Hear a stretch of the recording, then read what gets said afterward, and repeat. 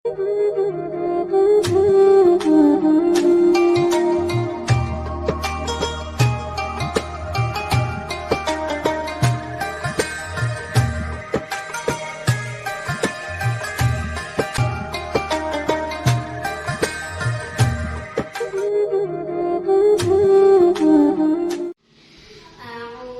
بالله من الشيطان الرجيم. بسم الله الرحمن الرحيم. إذ نادى ربه نداء خفيا قال رب إني وهن العظم مني واشتعل الرأس شيبا ولم أكن بدعائك رب شقيا وإني خفت الموالي من ورائي وكانت امرأتي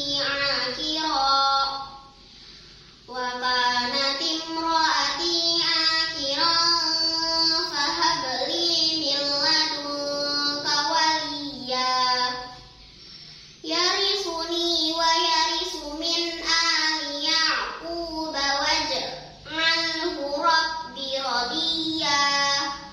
صدق الله العظيم.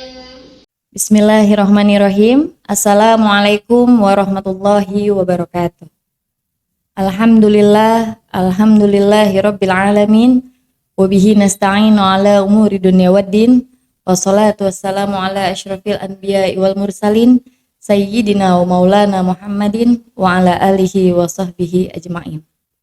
Puji syukur marilah sama-sama kita panjatkan kehadirat Allah Subhanahu wa taala yang alhamdulillah hingga saat ini kita semua masih diberikan kesehatan, diberikan kelancaran dalam berpuasa, yang semoga kita semua dapat menyelesaikan ibadah puasa hingga akhir Ramadan nanti.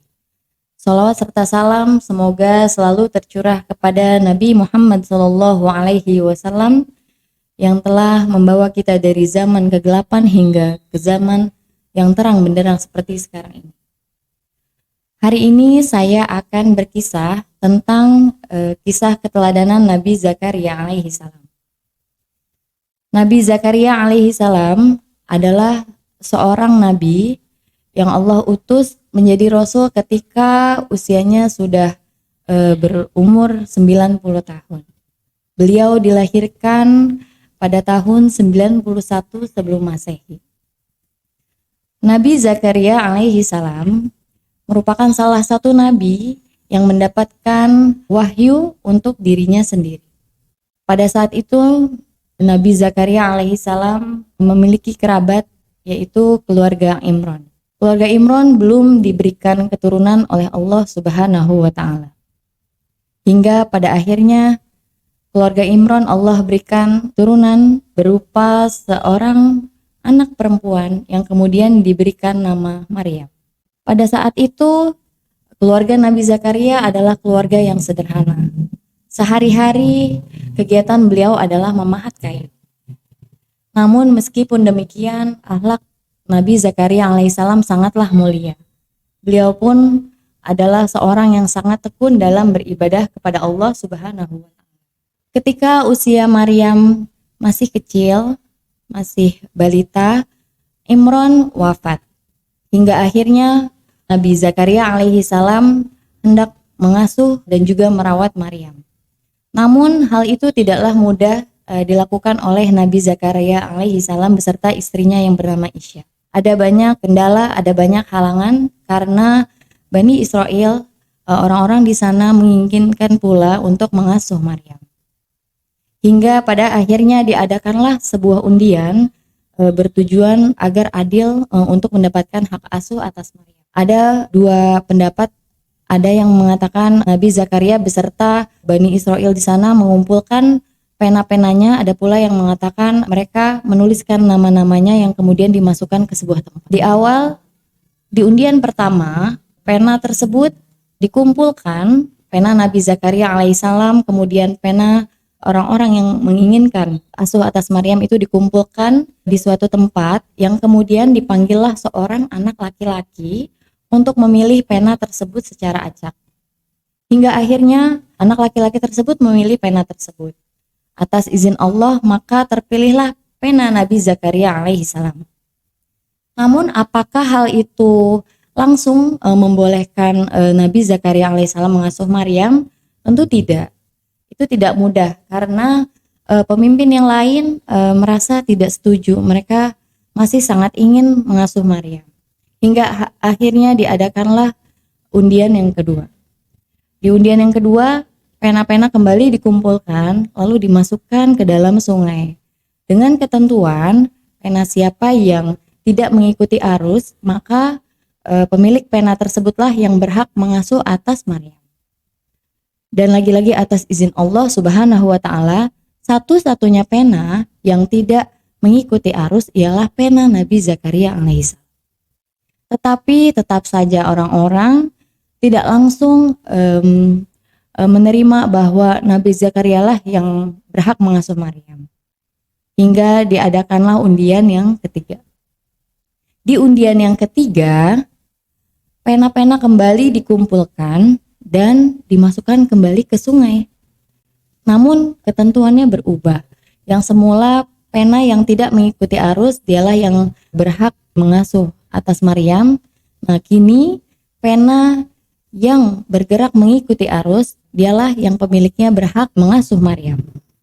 Atas izin Allah Subhanahu wa Ta'ala, dari undian pertama hingga yang ketiga, tetap saja pena Nabi Zakaria alaihissalam lah yang sesuai dengan ketentuan tersebut. Satu-satunya pena yang mengikuti arus di undian ketiga ini yaitu pena Nabi Zakaria alaihissalam. Hingga akhirnya semua menerima atas hal itu dan Nabi Zakaria alaihissalam beserta istri akhirnya dapat mengasuh dan merawat Maryam. Sungguh Nabi Zakaria alaihissalam beserta istrinya sangatlah gembira karena mereka belum memiliki keturunan. Namun Allah memberikan kesempatan untuk mereka rawat seorang anak keturunan Imran yaitu Maryam. Ketika dewasa, Maryam ditempatkan di sebuah tempat di Baitul Maqdis yang dinamakan mihrab. Di sana Maryam tekun sekali beribadah kepada Allah. Hingga Allah pun seringkali memberikan hidangan-hidangan kepada Maryam yang semula Nabi Zakaria alaihissalam pun sulit mempercayainya. Namun lama-kelamaan Nabi Zakaria akhirnya mempercayai karena memang hal itu tidak mungkin dilakukan oleh orang biasa. Hanya Allah yang dapat melakukan hal itu. Jadi pada saat itu Nabi Zakaria alaihissalam mendapati Maryam mendapatkan buah-buahan yang seharusnya buah-buahan itu sulit didapatkan. Namun atas izin Allah dan memang itu adalah pemberian Allah untuk Maryam, maka hal itu menjadi rezeki yang luar biasa untuk Maryam. Hari demi hari berlalu. Nabi Zakaria alaihissalam beserta istri semakin hari semakin tua.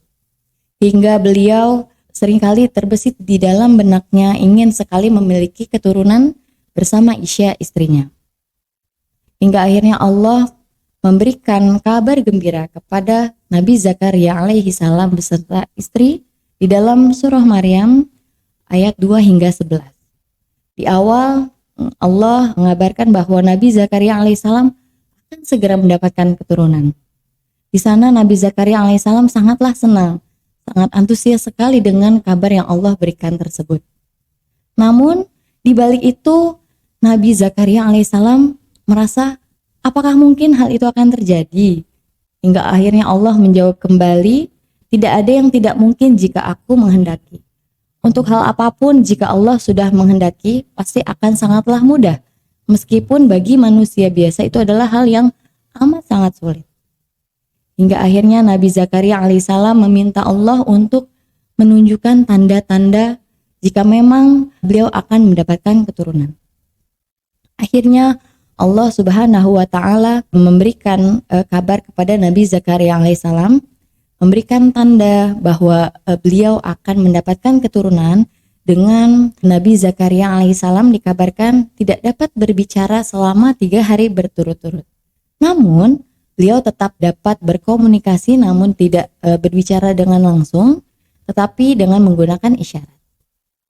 Hingga kelahiran anak Nabi Zakaria alaihissalam datang, Allah sudah memberikan nama kepada keturunan Nabi Zakaria alaihissalam. Siapakah namanya? Dia adalah Nabi Yahya alaihissalam. Beliau adalah menjadi penerus Nabi Zakaria alaihissalam, penerus mengajarkan kita semua tentang ajaran Allah. Nabi Yahya alaihissalam memang diinginkan sekali oleh Nabi Zakaria alaihissalam ya, karena memang salah satu tujuan Nabi Zakaria alaihissalam menginginkan keturunan adalah untuk meneruskan dakwahnya dalam menyebarkan ajaran agama Islam.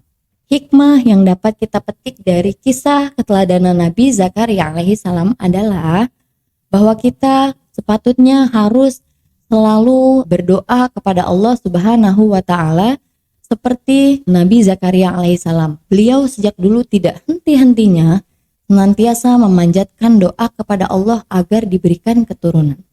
Hingga hal yang sepertinya mustahil itu menjadi terjadi dan nyata untuk mereka. Jadi kita harus meningkatkan keimanan kita kepada Allah, kemudian juga meningkatkan ibadah-ibadah kita baik sunnah maupun yang wajib, kemudian juga kita meningkatkan ketekunan dalam bekerja.